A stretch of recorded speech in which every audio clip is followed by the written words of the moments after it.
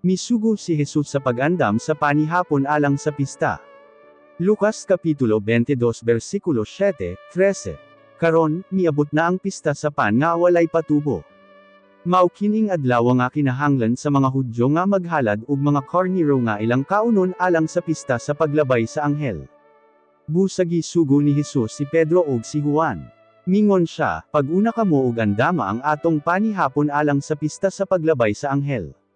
Nangutana sila kanya, asa man ang imong gusto nga kami mag-andam ni ini. Mitubag si Jesus kanila, pag-abot ninyo sa syudad, may mutagbo kaninyo nga tawo nga nagadala og banga nga may tubig.